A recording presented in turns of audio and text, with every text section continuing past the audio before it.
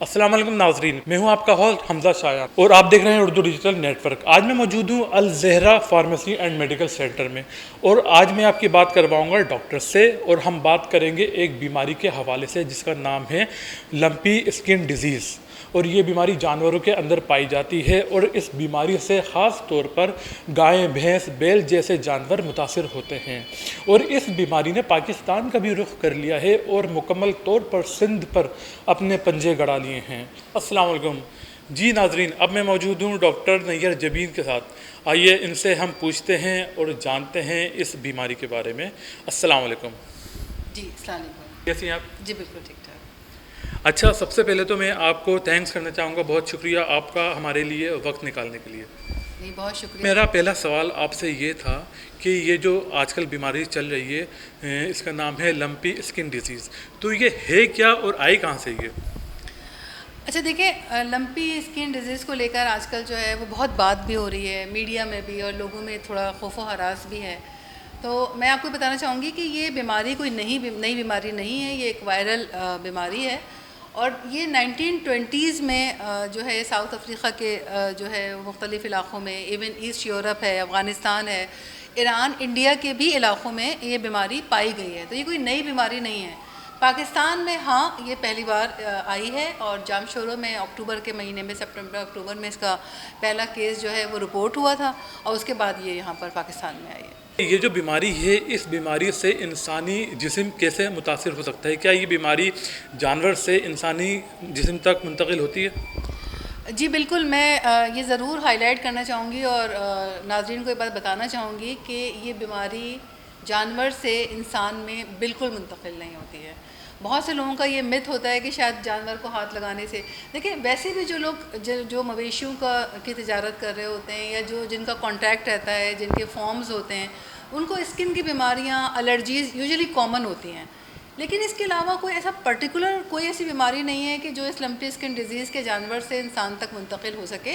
हाँ, उस जानवर में बहुत अलामात ऐसी होती हैं कि अगर वो इनिशियल स्टेज के ऊपर डायग्नोज्ड हो जाएं, हमें पता चल जाए, तो हम उस जानवर से उस बीमारी को दूसरे लोगों तक पहुंचने से रोक सकते हैं।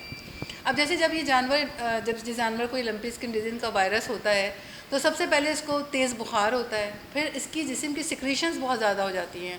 आँखों से पानी की रतूबत का निकलना, नाक से रतूबत का निकलना, सलाइवा, मुंह से जो थूक निकलता है, झाग निकलता है, वो बहुत ज़्यादा बढ़ जाता है और जानवर दिन ब दिन कमज़ोर होना शुरू हो जाता है। उसका खाना पीना डे बाय डे कम होने लगता है। और ये जो हम जिस नोड्यूल्स की बात कर रहे हैं, जिसकी वजह से उसको लंपी कहते हैं, लंपी वो छोटे छोटे से नोड्यूल्स या वो गिल्टियाँ होती हैं जो जिस्म पर, जानवर के मुख्तलिफ जिस्म के हिस्सों पर नमूदार होती हैं। और वो ना सिर्फ जिस्म पे होती हैं बल्कि वो नाक के अंदर तक वो नोड्यूल्स होते हैं और वो कुछ टाइम के बाद वो ब्लिस्टर्स जो होते हैं वो फट जाते हैं, नोड्यूल्स फट जाते हैं, जिसकी वजह से पस निकलना शुरू हो जाता है। वैसे ये वायरल बीमारी है, लेकिन अगर इसका वक्त पर इलाज नहीं किया जाता तो ये सेकेंडरी बैक्टीरियल इन्फेक्शन की तरफ भी जा सकती है। तो इसलिए वक्त पे इसका इलाज और डायग्नोसिस बहुत ज़रूरी है। अच्छा, मुझे ये बताइए कि आजकल एक न्यूज़ चल रही है, एक इसका सिम्टम ये भी है कि अगर जिस जानवर को ये बीमारी है उस पर कोई मक्खी या मच्छर बैठ जाता है और वही मक्खी किसी दूसरे जानवर पर बैठ जाता है तो बीमारी ट्रांसफ़र हो जाती है। तो मुझे ये बताइए कि अगर वो मक्खी किसी इंसान पर बैठ गया तो ये क्या जानवर से इंसान में बीमारी ट्रांसफ़र हो सकती है? कि बिल्कुल आप सही कह रहे हैं, मॉस्किटो बाइट्स से ये स्प्रेड होती है, लेकिन ये सिर्फ जानवरों में, और जानवरों में भी ये जो गाय और बछिया, इसमें ये स्प्रेड हो रही है। इवन अगर आप देखें जो दूसरे जानवर हैं, बकरी हैं, बैल हैं, भैंस हैं, इवन ये उसमें भी ट्रांसमिट नहीं हो रही है। तो इंसानों तक तो आने का इसका सवाल ही पैदा नहीं होता। लेकिन हाँ, ये ज़रूर किया जाता है कि वो जो भी जानवर अफेक्टेड होता है, इन्फेक्टेड होता है, उसको क्वारंटाइन कर दिया जाता है। उसको दूसरे जानवरों से अलग करने का मकसद ही ये होता है कि उस जानवर की जो सिक्रीशंस हैं, एक तो वो दूसरे जानवर को ना लगे, दूसरे अगर कोई उस इलाके में मच्छर या मक्खी ज़्यादा है तो वो मच्छर काट के दूसरे जानवर को ना काटे।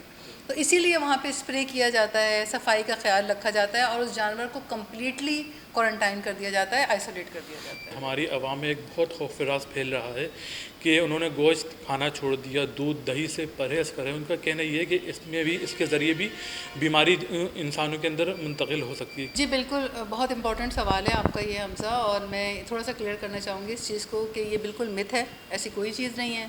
दूध से गाय के या उसके गोश्त को खाने से किसी तरह की कोई बीमारी नहीं फैल रही है, बल्कि मैं ये वाज़े करना चाहूँगी आप लोगों को कि वो जानवर जो अफेक्टेड होता है उसका खाना पीना बिल्कुल ख़त्म हो जाता है और फिर वो डे बाय डे कमज़ोर हो जाता है, तो वो वैसे भी उस जानवर में दूध की अफजाइश होती ही नहीं है। तो जब दूध वो गाय दे ही नहीं पाती है तो वो जानवर इंसानों तक वो वैसे भी नहीं आ पाता है। और ज़्यादातर जो हमारे यहाँ यूज़ होता है वो भैंस का दूध इस्तेमाल हो रहा होता है, तो ये बिल्कुल मिथ है। ना उनके दूध से ये बीमारी फैल रही है, ना उनका गोश्त खाने से ये बीमारी फैल रही है। ये ऐसा सवाल है कि हमारे अवाम बहुत कंफ्यूज हो रहे हैं और उनके अंदर एक कन्फ्यूजन सी है कि उन्होंने गोश्त खाना छोड़ दिया, दूध दही से परहेज़ करें, और सोशल मीडिया पर इस तरह की खबरें बहुत सी चल रही हैं। ठीक है, अच्छा, एक मेरा आपसे ये सवाल है, जैसे कोविड हो या डेंगू हो या लंपी स्किन डिजीज़ जैसी बीमारी हो, हमारे मुल्क के अंदर हमारे यहाँ जब कोई बीमारी आती है, ठीक है, और जब वो बीमारी आउट ऑफ कंट्रोल हो जाती है, जब पानी सर से ऊपर चला जाता है, तो जब क्यों उसकी सॉल्यूशन ढूंढी जाती है? जी बिल्कुल सही कहा आपने। अनफॉर्चुनेटली ऐसा होता है कि जब हमारे यहाँ चीज़ें हाथ से निकल जाती हैं तो उसके बाद फिर एक्शन लिए जाते हैं और सारी चीज़ें होती हैं, डिस्कशंस होते हैं। मेरा सिर्फ ये कहना है कि अगर हम इनिशियल स्टेज के ऊपर, हम इस लंपी स्किन डिजीज़ की बात नहीं करते, कोई भी बीमारी हो, कोई भी एपिडेमिक हो, पेंडेमिक्स हो, अगर हम उसको स्टार्ट में कंट्रोल कर लें तो उसको रोका जा सकता है और उससे नुकसान को रोका जा सकता है। जैसे जब ये पहला केस ये जब डायग्नोस्ड हुआ था जमशोरों में, उसी वक्त अगर हम वैक्सीन्स मंगवा लेते, मैं ये नहीं कह रही हमारी अथॉरिटीज़ बहुत अच्छा काम कर रही हैं, लेकिन थोड़ा सा अगर इसको हम इसकी वैक्सीन, क्योंकि इसका कोई इलाज नहीं है, ये वायरल डिजीज़ है, इसका सिम्टोमेटिक ट्रीटमेंट होता है, या अगर कोई इसका कोई इलाज है कि इसको हम रोक सकते हैं फैलने के लिए, तो वो सिर्फ वैक्सीन्स हैं। तो वैक्सीन्स के लिए जहाँ तक मेरी नॉलेज में है कि वैक्सीन्स के लिए जो है वो ऑर्डर हो गए हैं और शायद कुछ दिनों में वैक्सीन्स आ भी जाएगी पाकिस्तान में। तो अगर ये पहले आ जाए और पहले जानवरों को लग जाए तो जो जितने हज़ारों में जानवर अफेक्टेड हुए हैं शायद वो ना होते। मीडिया पर बहुत ये बात हो रही है कि ये जानवरों से वायरस इंसानों में मुंतकिल होगा, लेकिन लोग इंसानों के मसाइल को ज़्यादा उठा रहे हैं। लेकिन एक अगर जानवर के बारे में भी सोचना चाहिए, हम जानवरों को निगलेक्ट नहीं कर सकते, क्योंकि आप भी जानती हैं कुछ ऐसे घराने हैं जिनका घर ही जानवरों से चल रहा है। तो इस बारे में आप क्या कहना चाहेंगे? नहीं, मैं बिल्कुल आपकी इस बात को सेकंड करूँगी। देखिए, इसमें दो एंगल्स हैं। एक तो जानवर, उनकी अपनी भी ज़िंदगी, वो अफेक्टेड हो रहे हैं, वो बहुत तकलीफ़ में होते हैं। मैं आपको बताऊँ, जब ये केस थोड़ा सीवियर होता है तो जानवर बहुत तकलीफ़ में होता है, और क्योंकि वो उसको जो नोड्यूल्स जो उसके जिस्म के अंदरूनी हिस्सों में होते हैं, जैसे नॉस्ट्रल्स के अंदर होते हैं, और वो फटते हैं, वो बहुत तकलीफ़ में होता है, तेज़ बुखार होता है। प्लस बहुत सारे घरों का किचन इसी मवेशियों के बिज़नेस से चलता है।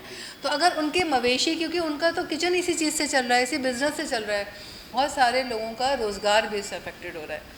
तो मैं ज़रूर आपके प्लेटफॉर्म के तवज्जुह से मैं ये रिक्वेस्ट करना चाहूँगी अथॉरिटीज़ से कि प्लीज़, क्योंकि अभी रमज़ान, ईद के बाद बकरीद, आपको पता है जानवरों के ऊपर जो है वो बिज़नेस का काम बहुत एग्रेसिवली स्टार्ट हो जाता है। तो अभी से अगर हम मॉस्किटोज़ के स्प्रेस करना शुरू कर दें, फ्यूमिगेशंस करना शुरू कर दें, वैक्सीनेट अभी से करना शुरू कर दें, तो हम बकरीद तक इस इन्फेक्शन को स्प्रेड करने में बहुत हद तक रोक सकते हैं। आने वाले वक्तों में इसकी वैक्सीनेशन आ जाएगी, या इसके लिए जानवरों को भी समाजी फासला इख्तियार करना पड़ेगा?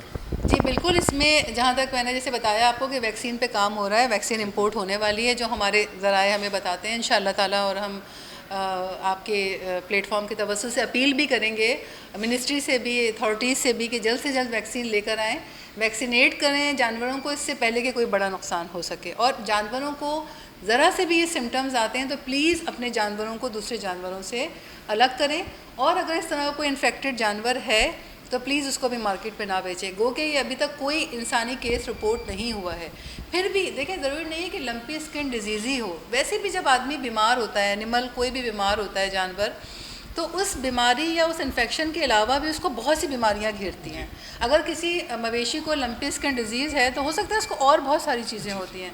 तो जब हम इस तरह का गोश्त या दूध बेचते हैं मार्केट में, तो ज़रूरी नहीं ये डिज़ीज़ फैले, लेकिन हो सकता है कि कोई स्किन एलर्जीज़ या किसी और तरह की बीमारी फैलने के चांसेस होते हैं। तो अगर आपका जानवर बीमार है तो प्लीज़ उसका प्रॉपर इलाज करवाइए, अभी इसका प्रॉपर इलाज है जिसमें एंटीबायोटिक्स हैं इसमें और बहुत तरह के टॉपिकल क्रीम्स दिए जाते हैं, और उसको प्लीज़ आइसोलेट करें ताकि बीमारी आगे ना फैले। जी नाजरीन, आपने सुना डॉक्टर नैयर जमी की गुफ्तगू, और इनका कहना भी यही था, ये सिर्फ एक कन्फ्यूजन है जो हम लोगों के दिलों में है कि गाय का गोश्त नहीं खाना और जो दूध से परहेज़ करना या दही से परहेज़ करना, इसमें कोई भी हकीकत नहीं है। सोशल मीडिया पर ऐसी ख़बरें बहुत सी मंजर आम हो रही हैं। आप आवाम को कोई मैसेज देना चाहती हैं? जी बिल्कुल, मैं इस डिज़ीज़ के अलावा लोगों से ये कहना चाहती हूँ कि अपना ख्याल रखें, अपनी फैमिली का ख्याल रखें, अपनी सेहत का ख्याल रखें। यूजुअली होता ये है कि हम तमाम एक्सपेंसेस कर रहे होते हैं लेकिन अपनी सेहत पे तवज्जो नहीं दे पाते। तो मैं आपके चैनल से और आपके प्लेटफॉर्म के तवज्जो से लोगों को ये मैसेज देना चाहती हूँ कि अपनी सेहत का ख्याल रखें, डॉक्टर्स को दिखाएं। अगर आपको किसी भी तरह की अलामात आती हैं जो आपको लगता है कि वो मामूल से हटकर हैं, तो प्लीज़ अपने डॉक्टर्स के पास जाएं, वक्त पे अपना इलाज करवाएं, जो लैब टेस्ट ज़रूरी हैं वो लैब टेस्ट करवाएं, और अपना और अपनी फैमिली का ख्याल रखें।